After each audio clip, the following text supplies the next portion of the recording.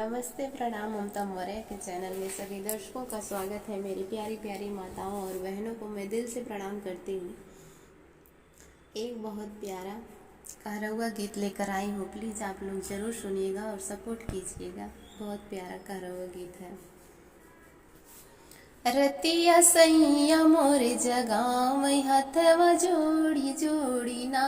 रतिया सैया मोर जगाव हथवा जोड़ी जोड़ी ना। रतिया सैया मोर जगाव हथवा जोड़ी जोड़ी ना। बाबा जी दुवर वसोव माई जी अंगनवना। बाबा जी दुवर वसोव माई जी अंगन रतिया सैया मोर जगामर हथवा जोड़ी जोड़ी ना। रतिया सैया मोर जगाम हथवा जोड़ी जोड़ी ना। हर वाले यही बधान से कड़ी लिए बना। हरवा पहनई बधान से कड़ी पहनई बना। डिबिया खिड़की से बहई मई के चोरिया चोरिया ना। डिबिया खिड़की से बहई मई के चोरिया चोरिया ना। रतिया सैया मोर जगाम हथवा जोड़ी जोड़ी ना। रतिया सैया मोर जगाम हथवा जोड़ी जोड़ी ना।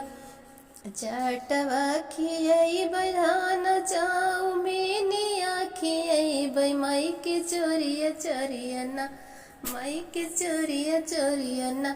दोनों खिड़की से बहई माई के चोरिया चोरिया ना। चटवा खियई बधान चाऊ मैंने आखियई माई के चोरिया चोरिया ना। दोनों खिड़की से बहई माई के चोरिया चोरिया ना। रतिया सैया मोर जगाव हथवा जोड़ी जोड़ी ना। रतिया सैया मोर जगाव हथवा जोड़ी जोड़ी ना।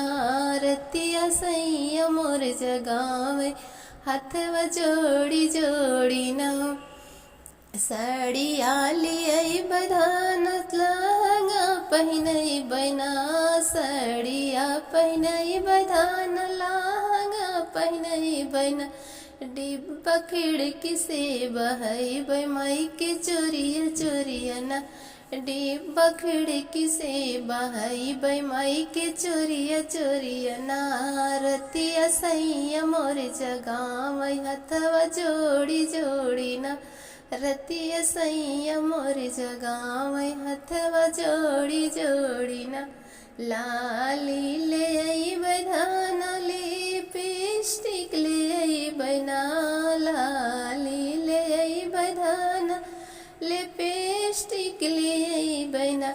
डिबिया खिड़की से बहई माई के चोरिया चोरिया ना। डिबिया खिड़की से बहई माई के चोरिया चोरिया ना। रतिया सैया मोर जगाव हथवा जोड़ी जोड़ी ना। रतिया सैया मोर जगाव हथवा जोड़ी जोड़ी ना।